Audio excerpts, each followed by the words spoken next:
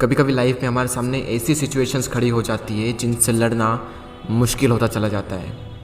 हालात हमारे कुछ ऐसे हो जाते हैं मानो सब कुछ खत्म हो गया हो। दूर दूर तक सिर्फ अंधेरा ही अंधेरा दिखाई देता है। कुछ समझ नहीं आता कि ऐसी सिचुएशंस में करें तो करें क्या। और कई बार तो ऐसी सिचुएशंस में क्विट करने का मन करता है। हालात चाहे तुम्हारे कैसे भी क्यों ना हो, एक बात तो तय है कि ये वक्त अभी गुजर जाएगा। चाहे अच्छा वक्त हो या फिर बुरा वक्त, गुजर जाएगा।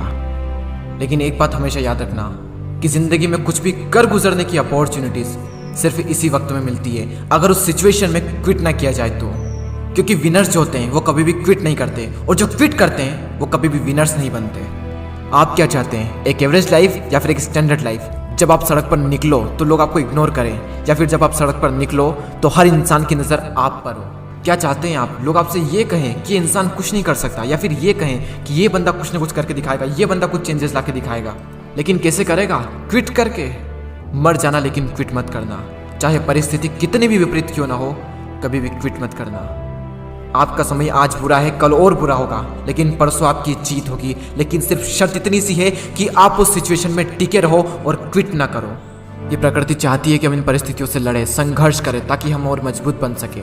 क्योंकि ये परिस्थितियाँ आती है हमें मजबूत बनाने के लिए, ना कि हमें कमज़ोर बनाने के लिए। ये प्रकृति चाहती है कि आप और कामयाब बने, इसलिए आपके साथ कुछ न कुछ बुरा होता रहता है। और ना सिर्फ आपके साथ, बल्कि इस दुनिया में मौजूद हर इंसान के साथ हर समय कुछ न कुछ बुरा होता रहता है। ये प्रकृति का नियम है, हम इसमें कुछ नहीं कर सकते। हमारा क्या कर्तव्य है? हमें सिर्फ इतना सा करना है कि टिके रहना है, चाहे परिस्थिति कैसी भी हो। मैं आपको एक छोटी सी कहानी बताता हूँ। एक बार एक बायोलॉजी के टीचर अपने स्टूडेंट्स को एक तितली के बारे में बता रहे थे, और उन्हें वे ये प्रैक्टिकली दिखा रहे थे कि खोल में से तितली कैसे निकलती है। और वो टीचर ये कहकर चले गए कि कोई भी स्टूडेंट्स उस तितली की मदद नहीं करेगा। वहाँ पर जितने भी स्टूडेंट थे वो ध्यान से उस खोल में से तितली को निकलते हुए देख रहे थे।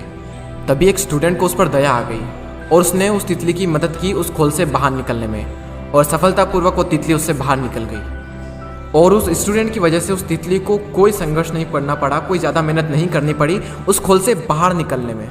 लेकिन वो तितली थोड़ी ही देर में मर गई। जब टीचर वापस लौटे तो उन्हें पूरी घटना मालूम हुई। तब उन्होंने अपने स्टूडेंट को बताया कि वो तितली जब संघर्ष करती है तो उससे उसके पंखों को मजबूती मिलती है। यही प्रकृति का नियम है। उस तितली की मदद करके उस स्टूडेंट ने उस तितली को संघर्ष करने का मौका नहीं दिया, और यही परिणाम हुआ कि वो तितली मर गई।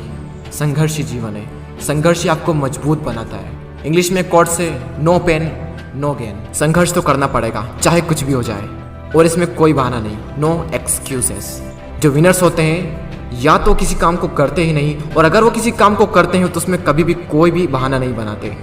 और जो लूजर्स होते हैं वो किसी भी काम को करेंगे तो हर किसी में बहाना बना देंगे। अगर वो चाहें तो बहाना बनाने पर पूरी एक बुक लिख सकते हैं। मेरी तो किस्मत ही खराब है, मेरे साथ ही ऐसा क्यों होता है, मेरी एज बहुत कम है, मेरी हाइट बहुत कम है, मैं काला हूँ, मैं सुंदर नहीं हूँ, लोग मुझे पसंद नहीं करते, मैं ज़्यादा पढ़ा लिखा नहीं हूँ, मेरे पास टाइम नहीं है, मेरी आवाज़ अच्छी नहीं है, मेरे पास ये नहीं है, मेरे पास वो नहीं है, काश ऐसा होता, काश वैसा होता। देखो, जो जैसा है वो वैसा है। ना तो आज तक कुछ बदला है और ना ही कभी कुछ बदलने वाला है, तब तक जब तक कि आप अपने आप को नहीं बदल लेते। जब भी अंदर से ऐसी फीलिंग्स आए, जब भी बहाना बनाने का मन करे, अपने आप से जोर से चीख के चिल्ला के अपने आप से कहें नो एक्सक्यूजेस। कोई बहाना नहीं। जहाँ पर भी आप काम करते हैं, जहाँ पर भी आप पढ़ाई करते हैं, जो भी आपका वर्क प्लेस है, वहाँ पर कागज पर लिखकर चिपका दें नो एक्सक्यूजेस। कोई बहाना नहीं। मैंने भी अपने वर्क प्लेस पर ये लिख रखा है नो एक्सक्यूजेस, और आज से आप भी कसम खा लें कि कभी भी जिंदगी में बहाना नहीं बनाएंगे। आज आप लोग भी कमेंट में लिख कर जाएं नो एक्सक्यूजेस, ताकि मुझे पता चले कि कितने लोगों ने इस वीडियो को पूरा देखा। मैं आपसे मिलूंगा अगले वीडियो में। जय हिंद, जय भारत।